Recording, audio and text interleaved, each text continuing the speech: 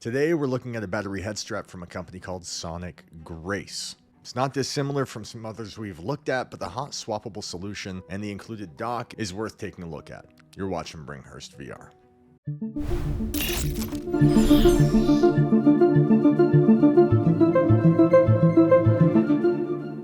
This episode is sponsored by me. We're making a feature film called Terrible Neighbors, spelled T-E-A-R-A-B-L-E. And we have a GoFundMe if you guys want to support that. If it's something you're interested in, it's not dissimilar from The Burbs. It's a comedy/horror, and we would love your support. Link for that is in the description. Ostensibly, it's built similar to the Elite strap from Meta. It's not a Halo design. So these unboxings, they're pretty fluid. I'm actually opening these boxes most of the time with you here, and so my first impression is you've seen it. But I will, of course, put extra time into this, whether it takes a couple hours to kind of figure it out, or a few days if that's what it takes. But I just now discovered that there's two layers to this box, and at the bottom there is a second battery and a charging dock. You get a head strap, two batteries, and a charging dock, and the charging dock is not much like anything else I've seen. It's pretty unique. This is the model SGS3. Capacity is 8,000 milliamps. The input accepts between 5 volts and 12 volts, depending on how much power you feed it. Something else that needs to be said, it says first ever 20 watt fast charging for VR head straps. Most battery head straps on the market have a charging power of 10 to 12 watts, according to our tests. The MetaQuest 3 Elite battery strap charges at 12 watts, 5 volts, 2.4 amps. While Kiwi and Bobo VR head straps output 10 to 12, which is 5 volts, 2.4 amps. At that, but this is not the first ever, but it's good they're offering it. Some other companies are not offering it, but let's be honest. So before I get to unboxing this, though I'm sure I've probably shown some of that already, the way this works is they have got these 4 pins, and it simply attaches. I've seen other designs similar to this. The wheel sounds good.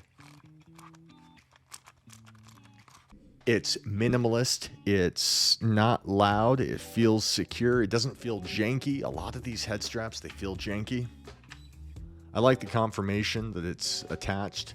And on the bottom right there, we have 4 potential lights showing its charge. Plugs into the side of the headset via USB-C. It offers these knobs that allow you to twist.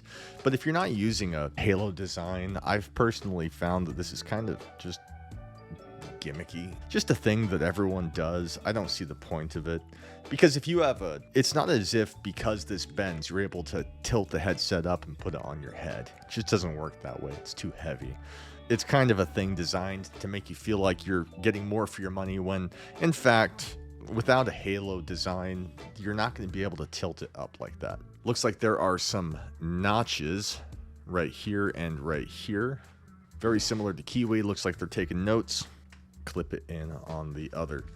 All right, let's do it. Let's take off the Bobo VR S3 Pro. One thing I will say is Bobo VR is behind the game in how their thing attaches. I really don't like the sliding arms. I much prefer this where it snaps on like so.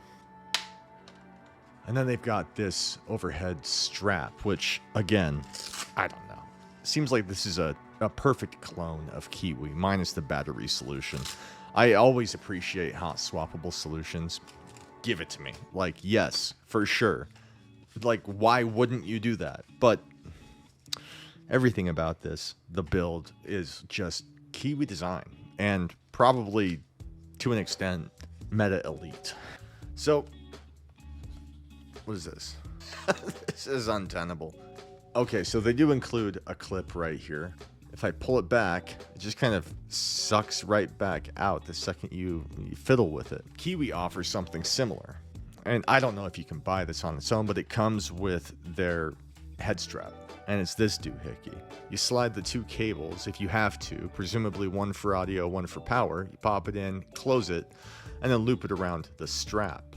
Another issue I'm feeling with this is, like, it feels like it's going right over my ears right here. Let's confirm that.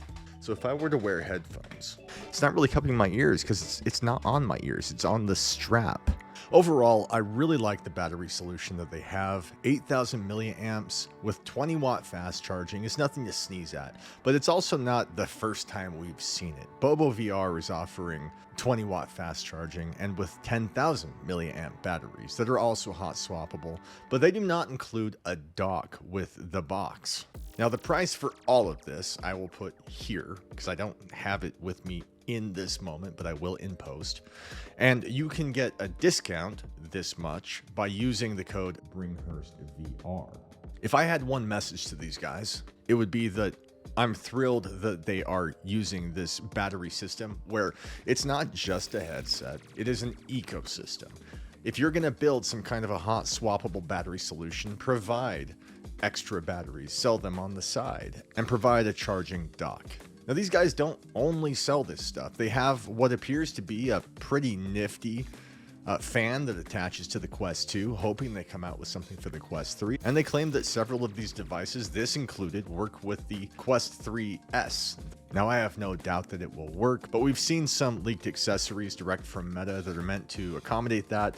And it seemed, based on something I saw from JBrat, that we can expect that the headphone jack is either missing or moved.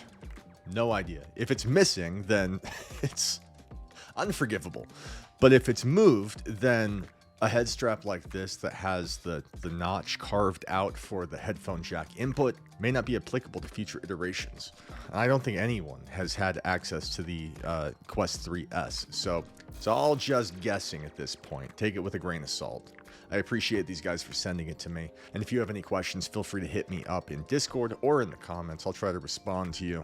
Once again, in the video description, you'll find a link to our GoFundMe, which is going to go directly to our film, Terrible Neighbors. I appreciate you. I'm glad you guys are here. You've been watching Bringhurst VR, and I'll catch you on the flip side.